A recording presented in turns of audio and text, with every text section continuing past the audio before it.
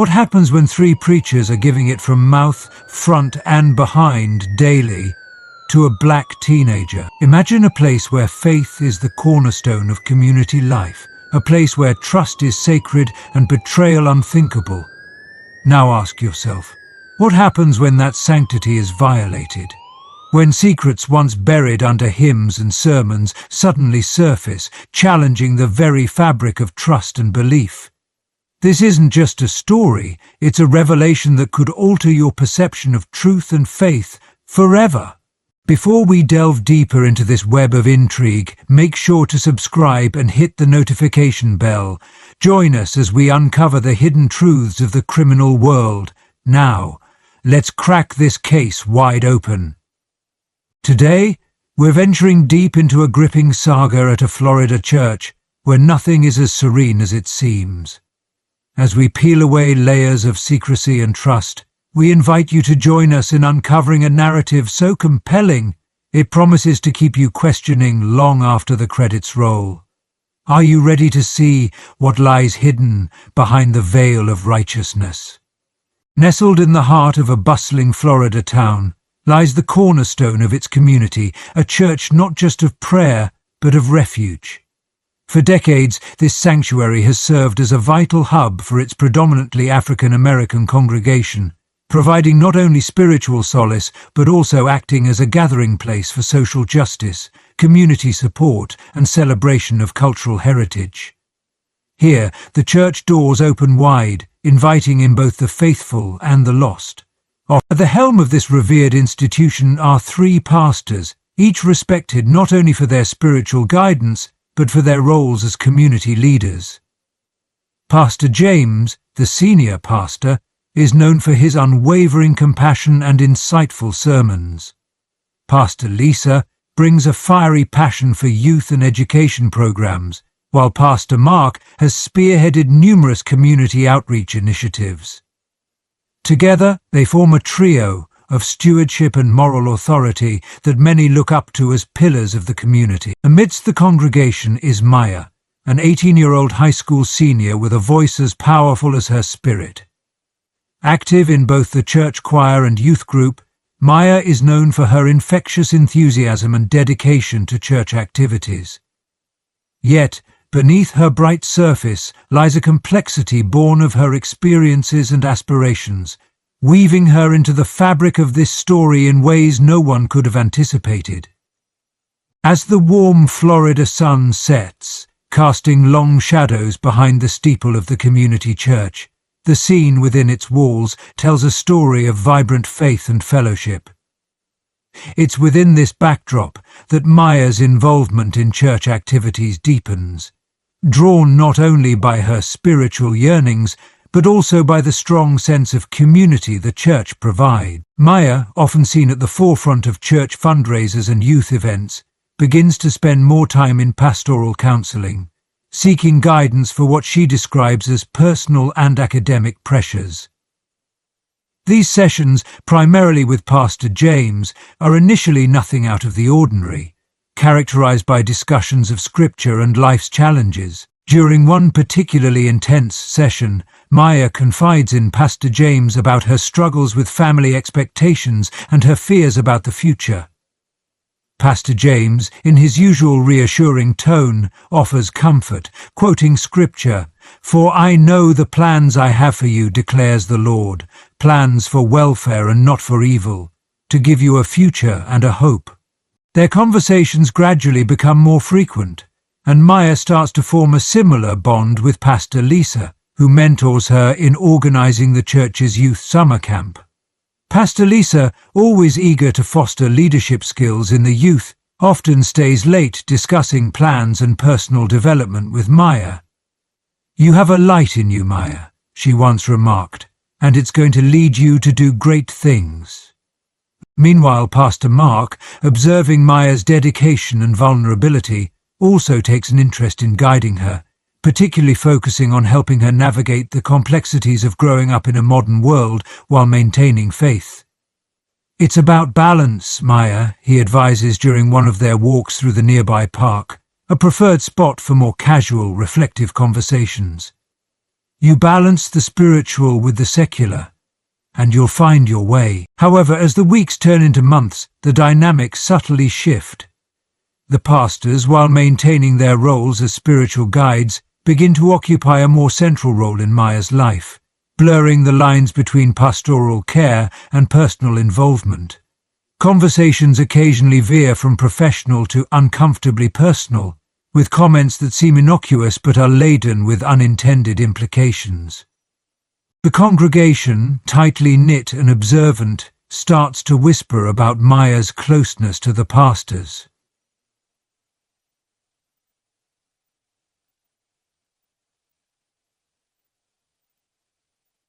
These murmurs grow as Maya, unaware of the brewing storm, continues to seek solace and advice from the pastors. The critical point comes one late evening, following a church revival meeting.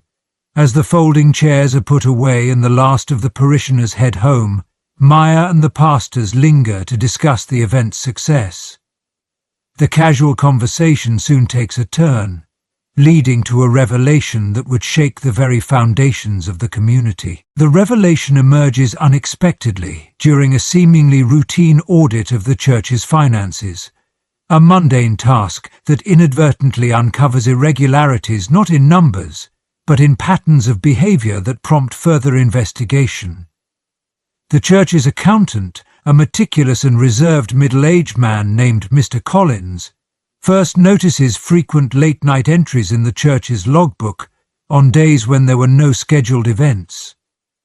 Curious and concerned, he brings this to the attention of the church board during a closed meeting. Initially, the board is reluctant to draw any harsh conclusions, attributing the late hours to preparation for upcoming church events or personal prayer sessions that the pastors often held. However, as Mr. Collins points out the specific dates correlating with evenings Maya and at least one of the pastors were known to be at the church, discomfort grows within the room. A decision is made to quietly approach the pastors for clarification, a conversation that inadvertently leads to an emotional admission from Pastor Mark, witnessed by two other board members. He reveals an ongoing emotional and physical relationship involving him and Maya, which he claims was consensual but acknowledges was deeply inappropriate given his position. The news spreads like wildfire within the church leadership, and a crisis meeting is called. Emotions run high as members struggle with feelings of betrayal, disappointment, and disbelief. The church, a pillar of moral strength and community leadership, finds itself at the center of a scandal that threatens to unravel the fabric of trust it was built upon. Within days, the situation escalates as the health department steps in, following a confidential tip about potential health risks related to the affair. Tests confirm that both Maya and Pastor Mark have contracted a sexually transmitted infection, adding a grave health concern to the already volatile mix of ethical and moral issues. And the community reaction is swift and severe. Sunday services are marked by conspicuously empty seats and a palpable tension hangs over congregants. Whispers turn into heated debates among church members. Some argue for the pastor's immediate dismissal and legal action, while others plead for forgiveness and reconciliation, citing the teachings of grace and redemption. Families are divided, friendships are strained, and the church's future hangs in balance. On a broader scale, the story catches the attention of local media, and soon the quiet church community finds itself under a public and unforgiving spotlight. Legal implications begin to unfold as Maya's parents, devastated by the news, file a lawsuit against the church for failing to safeguard their daughter against such relationships, despite the apparent trust placed in its leaders. The legal battle is fraught with complexities involving consent, age, and the ethical responsibilities of spiritual leaders. Lawyers step in, press conferences are held, and the church's once sterling reputation is scrutinized and questioned. In the midst of legal proceedings, ethical debates, and media scrutiny, the church board initiates several actions to address the immediate crisis. They begin by placing the involved pastors on administrative leave, launching an internal investigation, and setting up counseling services for congregants who need support. A series of community forums are also organized, aimed at healing and discussing measures to prevent such incidents in the future. The Church pledges transparency in its dealings and reforms in its governance structures, but the road to recovery appears long and fraught with challenges. The community must now navigate the difficult waters of forgiveness and justice, weighing the deeply personal pains against the collective need for healing and restitution. As our journey through the intricate web of trust, secrecy, and consequence unfolds, we delve deeper into the heart of what it means to bind a community together, and what happens when those ties are unexpectedly severed.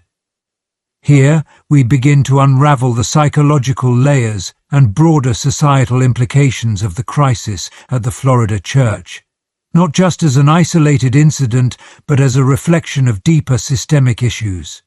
In the quiet after the storm of revelation, where the church pews still hold the echoes of the congregation's shock and dismay, we turn to the voices of those who study and understand the profound effects of such breaches. Dr. Angela Brooks, a seasoned psychologist, shares her insights into the communal psyche. In communities like this, she begins, her tone contemplative, the church is more than a place of worship. It's a sanctuary for collective hopes and personal secrets. When that sanctuary is violated, it doesn't just hurt individuals. It fractures the collective spirit. As Dr. Brooks speaks, we visualize members of the church community, families who have worshipped together for generations, children who grew up in Sunday school classes, elders who have seen the church evolve over decades. Each face reflects a spectrum of emotions. But we then shift our focus to Dr. Jonathan Price, a sociologist, who discusses the dynamics of power within such close-knit groups. Sitting in his book-lined office, he leans forward, hands clasped, his voice earnest. Power, when left unchecked, can become a dangerous tool. In religious organizations where moral authority is paramount, the impact of its misuse is even more profound. It challenges the foundational trust that binds the community. As Dr. Price talks, archival footage rolls in the background, depicting various community events at the church, picnics, choir performances, and holiday celebrations. The contrast between the joyful gatherings and the current somber atmosphere serves as a poignant reminder of what's at stake. Next, Reverend Samuel Lee brings a theological perspective to the discourse. His experience in dealing with ethical dilemmas within the church gives him a unique vantage point. The challenge, Reverend Lee explains, is not only in addressing the act, but in navigating the aftermath. How does a community reconcile forgiveness and accountability?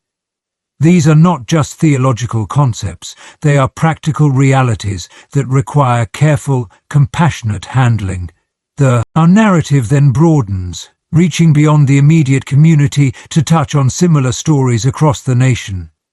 These are not isolated incidents, but part of a larger pattern that has emerged in various forms across different communities and congregations. The stories vary, but the themes of power, trust, and betrayal resonate universally.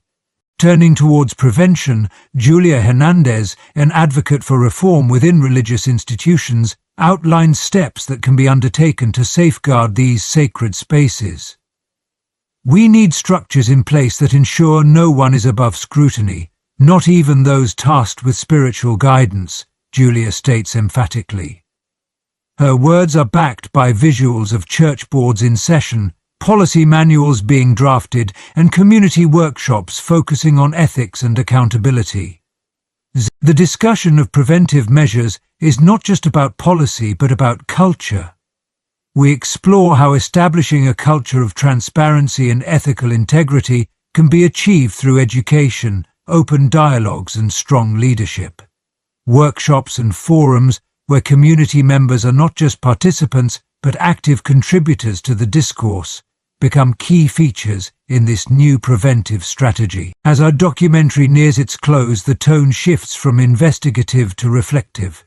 The camera slowly pans over the now quiet church, the sunset casting long shadows through its stained glass windows. The voiceover, mine, turns introspective. In every community, trust is the currency of connection. When that trust is compromised, the path to healing is long and fraught with challenges.